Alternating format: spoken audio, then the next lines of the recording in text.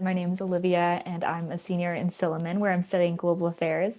So I remember when I first got to Yale my freshman year, I knew I wanted to be a global major, and so I started taking all these global classes.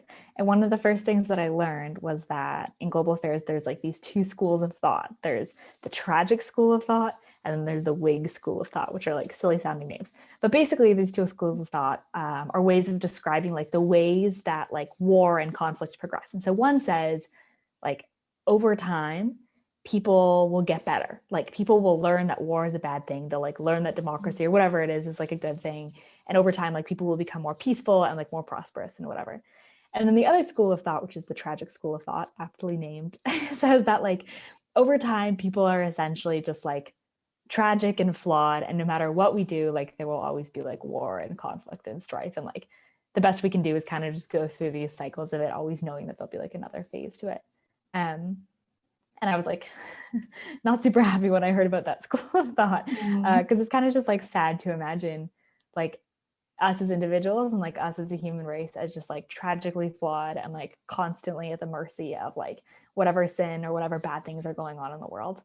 But in some ways, I also found like the tragic school of thought kind of comforting, because I think when I think about myself and like my own desire to be like a better person, or like a person who is like more loving or more caring or more kind, I like often feel like I am in the tragic school of thought, because the more that I try to like do better or like be a better person, or like love others well, the more I feel like I constantly am realizing like how bad I am at the same time.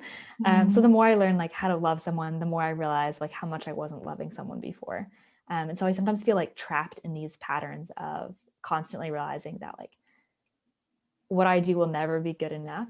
And like that's really demoralizing at times, especially like being at a place like Yale, where I feel like we're always looking forward to the next benchmark or like the next phase of like self-improvement. So all that to say, I think the hope that I am confident in, being a Christian, like learning more about who God is and who I am in light of God, is a hope that I can indeed become better, or hope that I can essentially, like by walking with God, learn to love people better, or learn to be kinder, or learn to serve in ways that are better. There's like a theologian named Reinhold Niebuhr. I don't even know if I'm saying that right. But he talks about like the nature and destiny of man, or the nature and destiny of people. And he says that like the nature is like fallen and broken, but the destiny is to be glorified. So there's like this essential tension, I feel like, in my life, where it's like the nature of myself is like fallen and broken, and no matter what I do, like I will never be good enough. And like I will always make mistakes, and I will always fail no matter how hard I try, which is like a really hard thing for me to deal with, because I want to get to this point where I can try so hard that I will never fail. But it's just not possible. But then there's this other side too, where like my destiny as like a child of God is to be glorified. And it's to like learn and love and grow alongside God. And so the hope is that there is this essential tension there, that even as I am bad, like God is like willing to walk with me in all of his goodness and grace and mercy and teach me as we go, which is really exciting. So I was reading a verse the other day, and it's Hebrews 6:19. And it says, "We have this hope as an anchor for the soul, firm and secure."